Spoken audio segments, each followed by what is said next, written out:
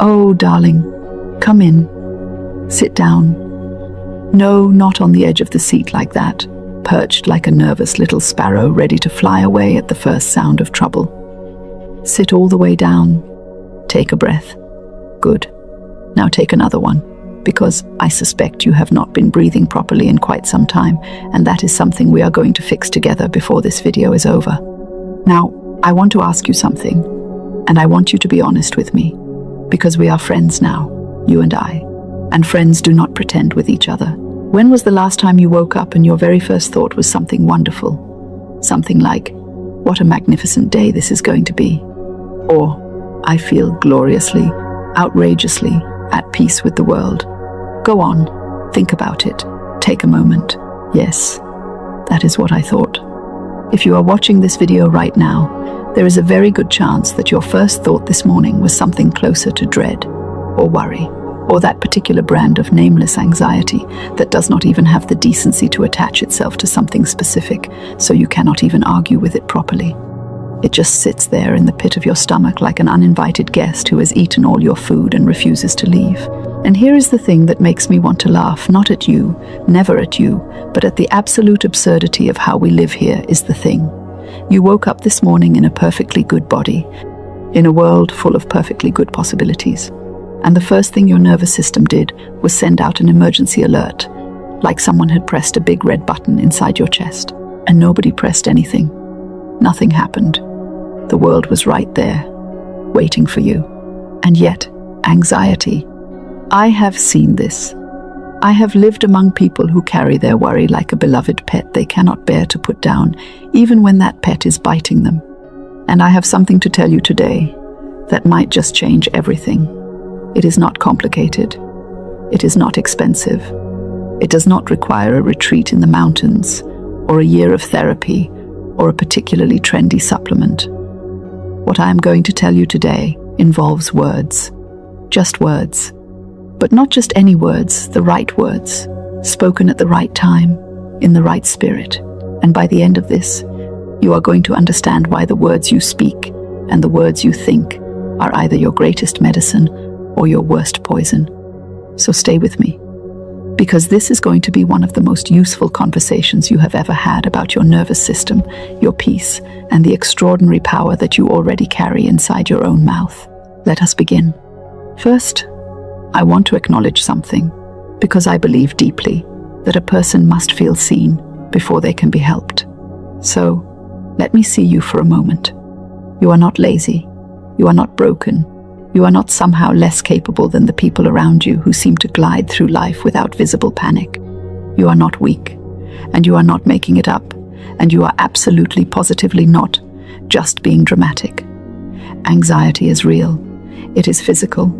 It is exhausting in a way that people who have never experienced it simply cannot understand, because from the outside, an anxious person can look like they are doing nothing, just sitting there, while on the inside, their nervous system is running a full marathon at top speed every single hour of every single day. That is genuinely tiring. Of course you are tired. Of course some days you just want to lie down and pull a blanket over your head and not deal with any of it. That makes complete, total, utter sense.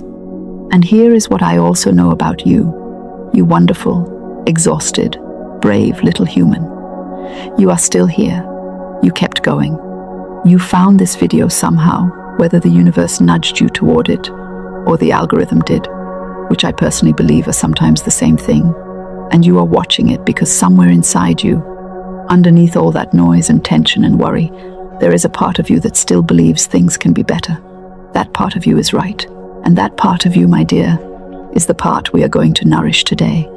Now, let us talk about what is actually happening when anxiety takes over, because I think it is important that you understand the mechanics of your own suffering, not because understanding it will make it stop immediately, although it does help, but because there is something uniquely calming about knowing the name of the monster. A monster you cannot name is terrifying. A monster with a name is just a problem. And problems, unlike monsters, can be solved. Your nervous system is ancient. It is older than your thoughts, older than your opinion. Oh, darling, come in, sit down. Not on the edge of the seat like that, perched like a nervous little sparrow bracing for disaster. Sit all the way down. Take a breath. Good. Now take another one, because I suspect you have not been breathing properly in quite some time, and that is exactly what we are going to fix today. I want to ask you something honestly. When was the last time you woke up, and your very first thought was something wonderful? Something like, "What a magnificent day this is going to be," or "I feel gloriously at peace with the world." Take a moment. Think about it. Yes, that is what I thought. If you are watching this right now, there is a very good chance your first thought this morning was something closer to dread, or that particular brand of nameless anxiety that does not even attach itself to anything specific, so you cannot argue with it properly. It just sits in the pit of your stomach like an uninvited guest who has eaten all your food and refuses to leave. Here is the thing that makes me want to laugh, not at you, never at you, but at the absolute absurdity of it. You woke up in a perfectly good body, in a world full of perfectly good possibilities, and your nervous system immediately sent out an emergency alert, like someone had pressed a big red button inside your chest. And nobody pressed anything. Nothing happened. The world was right there, waiting. And yet, anxiety. I have something to tell you today that might just change everything. It is not complicated. It does not require a mountain retreat, or 12 books, or a particularly trendy supplement. What I want to share involves words. Just words. But not just any words. The right words, spoken at the right time, with the right intention. By the end of this, you will understand why the words you speak and think are either your greatest medicine or your worst poison. So stay with me. First, I want you to feel genuinely seen, because a person must feel understood before they can be helped. You are not lazy. You are not broken. You are not weaker than the people around you who seem to glide through life without visible panic. You are not making it up, and you are absolutely not just being dramatic. Anxiety is real. It is physical. It is exhausting in a way that people who have never felt it simply cannot understand, because from the outside, an anxious person can look like they are doing nothing, while on the inside their nervous system is running a full marathon at top speed every single hour. Of course you are tired. And here is what else I know about you. You are still here. You kept going. You found this video somehow, and you are watching it, which means somewhere underneath all that noise and tension, there is a part of you that still believes things can get better. That part is right. And that part is exactly what we are going to nourish today. Now, let us talk about what is actually happening when anxiety takes over, because understanding the name of a monster makes it considerably less monstrous. Your nervous system is ancient. It was designed brilliantly to keep you alive in a world of genuine physical danger. Thousands of years ago, when a human felt that spike of alarm, something with very large teeth was usually nearby. The alarm was useful. The body responded. The human survived, and then the alarm turned off and peace returned. The problem, oh, what a gloriously modern problem is, that your nervous system cannot tell the difference between a lion and a strongly worded email. It cannot distinguish between a threat to your physical survival and a threat to your social standing, your finances, or the awkward thing you said at a party 3 years ago that you are still thinking about at 2 a.m. To your nervous system, danger is danger. And it fires the same magnificent chemical response whether you are running from something real or simply lying in bed, imagining worst-case scenarios with impressive creativity. So the alarm sounds. Your heart rate rises. Your muscles tighten. Your breathing gets shallow. Your thinking narrows to survival mode. And there you are, lying in your perfectly safe bed, with your nervous system absolutely convinced you are in mortal peril. Is it any wonder you are exhausted? Here is where words come in. And here is the thing most people miss entirely. Your nervous system is listening to you all the time. Every word you think, every sentence that loops inside your mind, every declaration you make about yourself, your nervous system is taking notes and responding accordingly. When you say, "I am so anxious," it says, "Understood, anxious it is, keep the alarm running." When you say, "I cannot cope with this," it says, "Emergency protocols, everyone." When you say, "I will always be like this, this is just who I am," It writes that down as the operating instructions for your entire existence and sets about making it true. Because here is the truth about the mind. It is extraordinarily obedient. It will find, again and again, whatever you are looking for. If you wake up expecting catastrophe, your mind finds evidence for catastrophe everywhere. If you reach for peace and grace and unexpected goodness, it finds that instead. Not because the world changes, but because your focus changes. And focus is everything.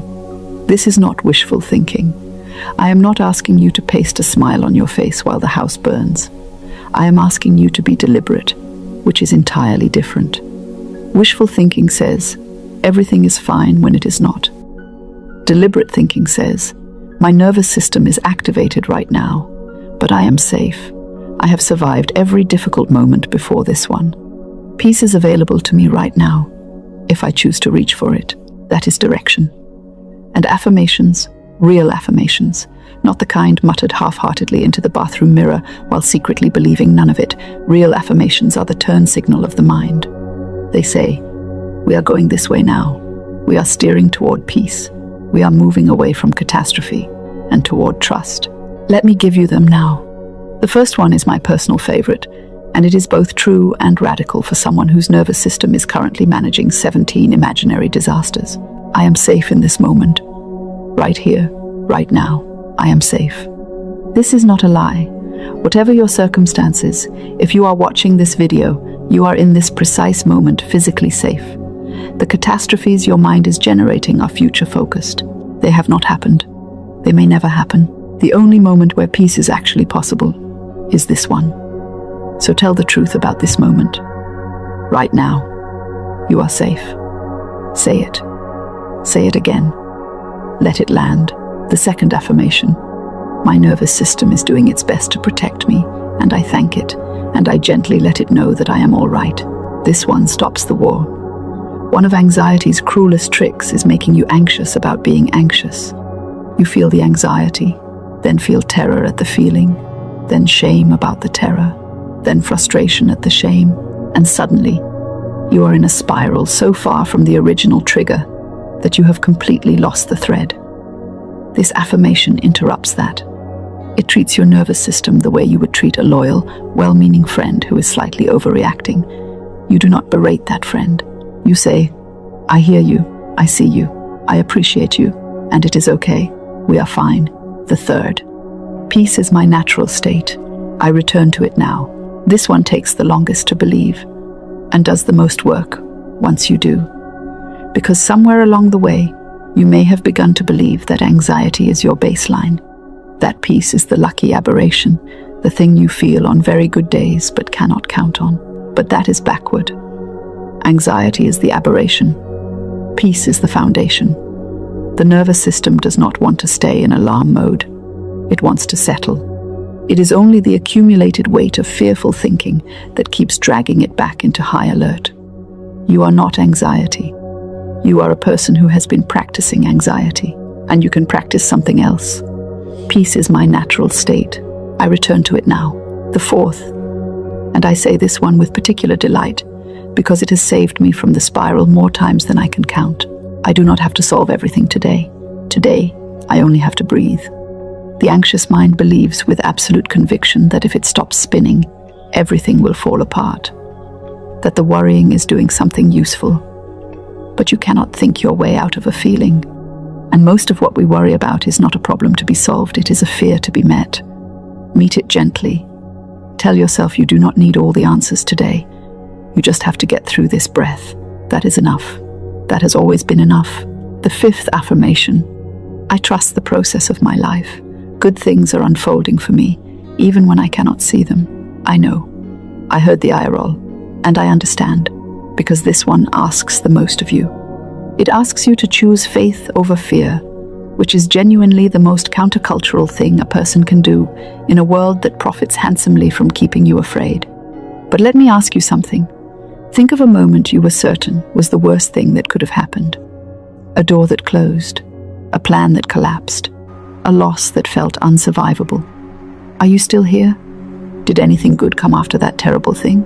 Did any unexpected door open? I am not asking you to be grateful for pain. Pain is pain. But I am asking you to notice the evidence. Has life, on balance, had a pattern of things eventually working out in ways you did not see coming? If the honest answer is even a grudging partial yes, then this affirmation is not fantasy. It is a reasonable conclusion drawn from your own history. I trust the process of my life. Good things are unfolding for me, even when I cannot see them. Try it on like a coat.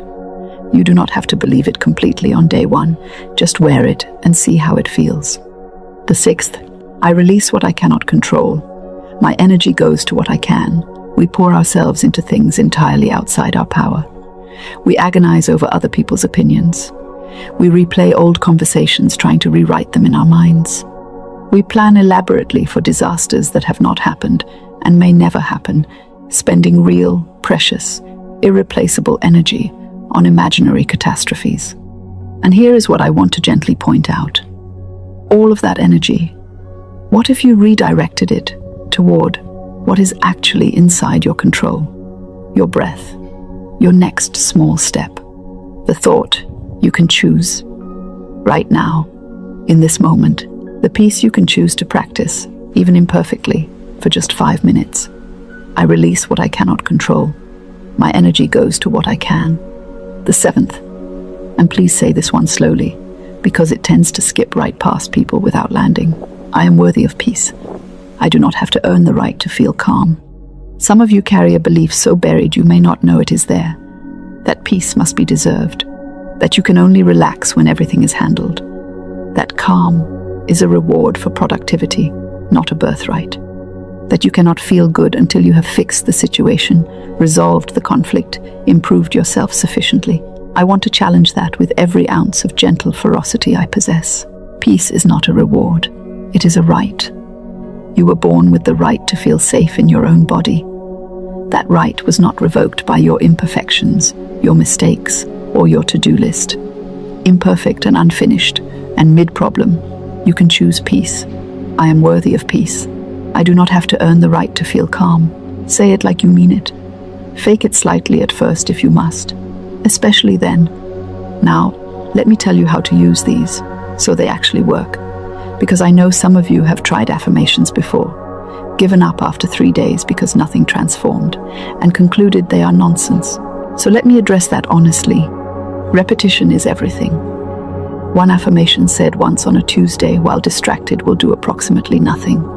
But the same affirmation said every morning, every night, every time anxiety spikes, said with intention and warmth, becomes a groove in your thinking, a reflex. The thing your mind reaches for automatically when the alarm sounds. Think of it as physical therapy for your nervous system. You would not do one exercise and declare physical therapy a failure. This is the same. Daily. Patient. Trusting the process. Even on the days when you cannot feel it working. Say them out loud when you can. Your nervous system responds to sound. When you whisper, "I am safe," in a moment of panic, you are not just thinking a thought. You are giving your body an auditory signal. You are using your voice, one of the most regulating tools the human body has, to send a message all the way down into your cells. Pair them with your breath. Here is the real power move.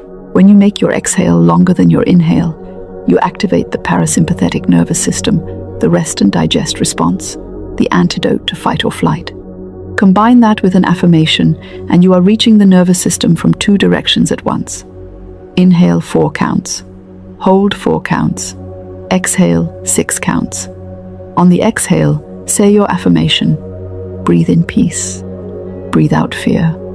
Do this for 5 minutes and notice what shifts. Do not fight the resistance. When you say, "I am at peace," and a voice inside immediately says, "No, you absolutely are not. Do not be ridiculous." That is just the old programming defending its territory. You do not have to defeat it in debate. Simply say, kindly, "Thank you for sharing. I choose peace anyway." And say the affirmation again. The resistance gets quieter over time. Not immediately, but over time. Now, a simple daily structure. I call it the morning anchor. Before you pick up your phone, Before you give your nervous system anything to react to, take 3 slow breaths. Then say these, one by one, without rushing. I woke up today. That is already a gift. I am safe right now, in this moment. Today, I choose peace over panic. I choose trust over fear. Good things are available to me today. I am open to receiving them. I am enough, exactly as I am. I can handle whatever comes. I have done it before. 6 sentences. 3 slow breaths first. Perhaps 10 minutes of your morning given over to the deliberate direction of your own mind. And if you do this every day for 30 days, 30 days is not very long. When you consider how long you have been practicing anxiety, I believe you will notice something softening. Not a dramatic overnight miracle, but a new groove forming, a new default setting, slowly and unmistakably coming online. I also want to say something that does not get said enough in this world of positive thinking. Feeling anxious sometimes, even while doing this work, is not failure. It is not evidence that affirmations do not work. It is just Tuesday. The anxiety will still come sometimes. The practice is not about never feeling it. The practice is about what you do when it arrives. You meet it, you name it, you breathe through it, you say your affirmation, and you stay open to the peace that is always waiting on the other side. This feeling is visiting. It is not moving in permanently. I breathe through it and trust it will pass. Because it will. Every single time, without exception, it will pass. No emotion, however overwhelming, is permanent. Everything moves. Everything changes. And on the other side of every wave of anxiety is a shore. You will reach it. You always have before. I also want to say clearly, if your anxiety is severe, please see a professional. A good therapist is one of the finest investments a human being can make. Medication, where appropriate, is not weakness, it is medicine. Affirmations are a powerful daily tool. They are not the only tool. Use everything available to you.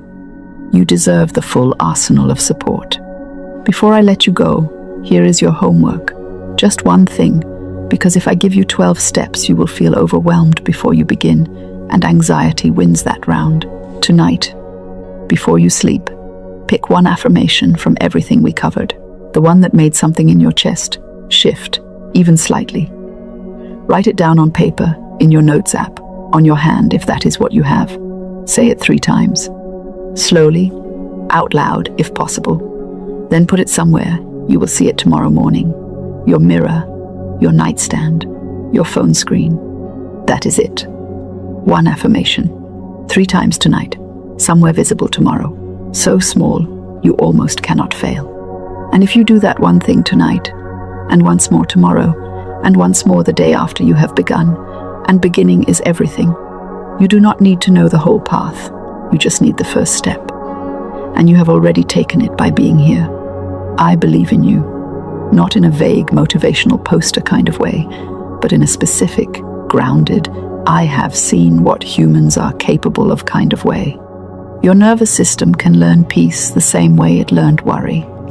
Through repetition, through consistent, deliberate, patient practice, through choosing different words until those different words become second nature. Peace is your natural state. You are safe right now. Good things are coming. And you, my wonderful, anxious, brave, trying your best human, you are going to be absolutely fine. Now, one small thing before you go. If one affirmation today landed differently, if something in your chest shifted even a little, if you found yourself exhaling more deeply than you have in a while, leave a comment below and tell me which affirmation spoke to you most. Because the person watching this next week, in the middle of their worst spiral, will see your words and know they are not alone. Your comment could be exactly what someone else needs to reach for peace today. And if you would like more of this practical, warm, slightly humorous, but fully serious conversations about living better and feeling more at peace, subscribe and stay with me, because we are just getting started. Take one thing with you when you close this screen. I am at peace with myself and with my life. All is well. Say it tonight. Say it tomorrow. Say it on the days you do not quite believe it, until the day you finally do. You deserve peace. and peace is already yours. You are simply remembering what was always true. Go gently, go bravely, and know that you are not alone. All is well.